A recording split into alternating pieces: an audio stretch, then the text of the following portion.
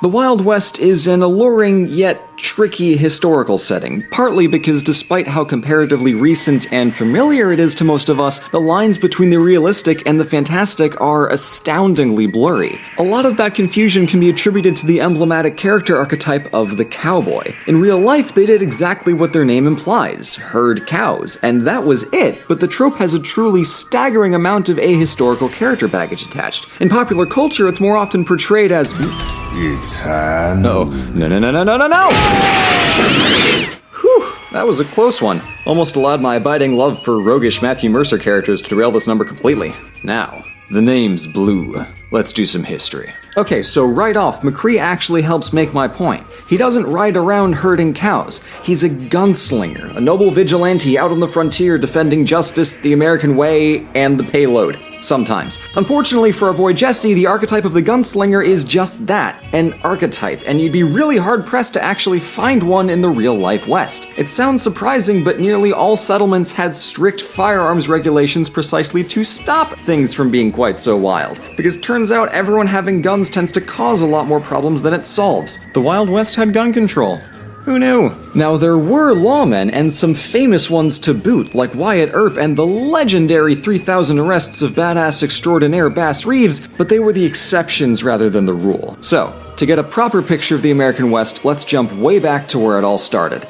Oddly enough, the West really began in 17th and 18th century Central America, where the incoming Spaniards used their skill as horsemen to herd cattle. See where I'm going here? After a couple hundred years, the Viceroyalty of New Spain gained independence to become Mexico, and the practice of cattle herding passed down into the tradition of the vaqueros, which is, surprise surprise, Spanish for cowboy. Thing is, a third of modern America used to be Mexico, so nearly the entire West was originally a mix of Mexicans and Native Americans, and unsurprisingly, there's been some linguistic and cultural bleed. Loads of Western iconography, from chaps and lassos to bandanas and hats, all transferred from a foundation of Mexican traditions, which is a really cool surprise. But stuff got really interesting when American settlers moved westward and then themselves adopted lots of those elements and started working as vaqueros, or, if you can't pronounce Spanish, buckaroos. Westward expansion had been going on from the instant the East Coast was colonized, but with the Louisiana Purchase of 1803, discovery of Californian gold in 1848, and the subsequent construction of a buttload of railroads to bring goods and people back and forth across the country in a way that was way more efficient than the Oregon Trail, Manifest Destiny kicked into overdrive. Tons of people left their cushy eastern lives to cross the Mississippi River and catch a train towards those sweet, delectable homestead subsidies. Yeah, far from being the last refuge against the big awful tyranny of the American government, the West was only settled by extensive government sponsorship of communities, railroads, and more. In 1800, at the rate the expansion had been going, most Americans assumed it would take another couple centuries to push all the way across the continent.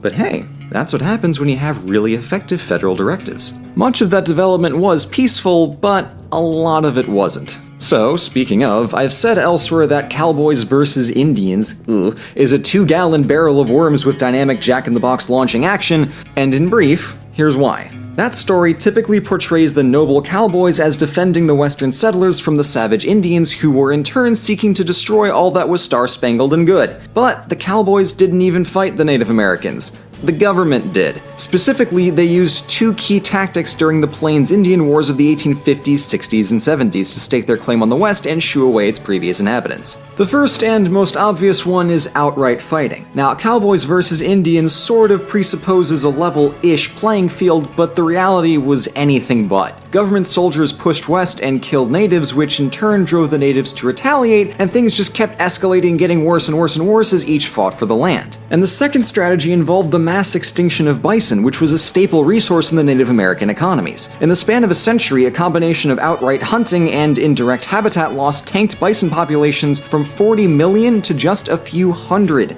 Yikes. If you've seen my previous video about Buffalo Bill, you can get a sense of just how massive an operation this really was. So yeah, I take issue with Cowboys versus Indians because 1, no cowboys, and 2, the American government was insanely overpowered by comparison on account of guns and the literal decimation of Native American populations from smallpox a century earlier. I wish it was just a cinematic fight between two colorful bands of warriors. But in reality, it was a calculated subjugation of the native population by any means available to take their land and resources because they could.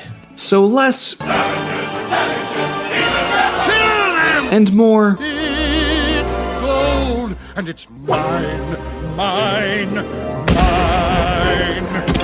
Okay, so now America has all this land to itself, California's off doing its old gold rushy coastal seaport metropolis thing, but what about the rest of the West? All that middle stuff? Well, compared to the rest of the country, it's pretty sparse today, and it was pretty sparse then. Aside from family-owned homestead ranches, society took shape along railway lines near pockets of natural resources, and, hilariously, but perhaps unsurprisingly, around brothels. With the sole notable exception of that one time in the 1860s that America nearly ripped itself in half, westward expansion and settlement and development continued at quite a clip. And honestly, 100 years might not sound like it was that fast, but consider the comparison. The pre-United States eastern seaboard took several different European powers nearly 300 years to colonize. Now, it was the same rough length as the coastline between Amsterdam and the Straits of Gibraltar, and they crossed an ocean to do it, so still, not bad. But then, in the span of a century and some change, the United States by itself had developed a functioning and lucrative territory 10 times the size of the original colonies. That's a metric Roman Empire's worth of land in just 100 years. With all this history now laid out, I'll be 100%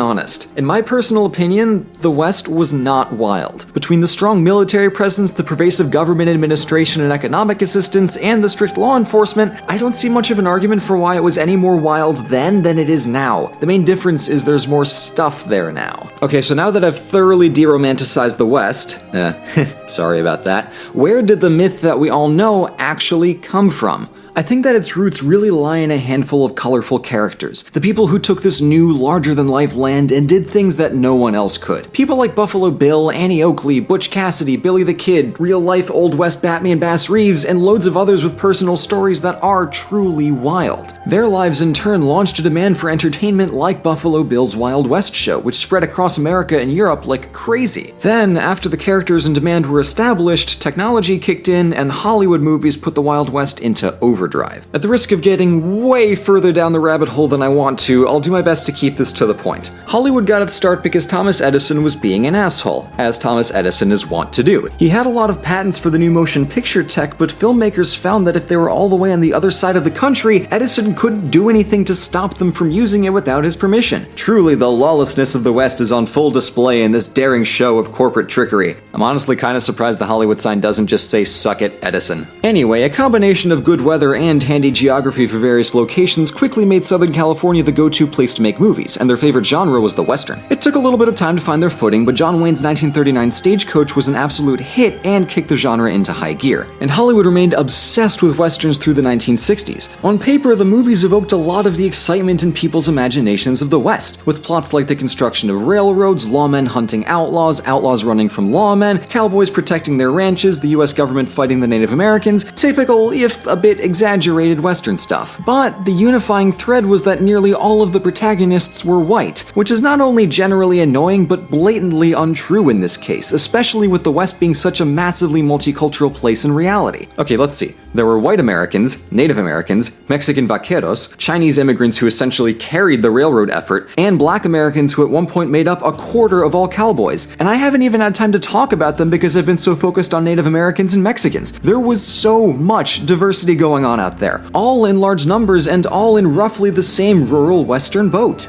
It was a team effort through and through. The archetypal cowboy myth bothers me so much because there is no archetypal cowboy. This is such a pervasive and resilient misconception that plays into so many gross American xenophobias, and it's overwhelmingly the fault of these Westerns. Curse you, Hollywood! And then, on the other side of the Atlantic, there was another type of Western movie. It started with Sergio Leone's A Fistful of Dollars, starring Clint Eastwood. This Italian brand of Western, dubbed the Spaghetti Western because they were made by Italians in Italy, yay, stereotypes, became hugely popular in Europe and America, because they were good-ass movies. In the decade after Fistful of Dollars, half of Italian movies were Westerns, and unlike American Westerns, which attempted to ground themselves in history of theoretically plausible characters, protagonists like Eastwood's The Stranger were neither outlaw nor lawmen. They were completely unattached wanderers, unaffected by local politics, and quite unbothered by violence, and that became a staple trait of spaghetti westerns.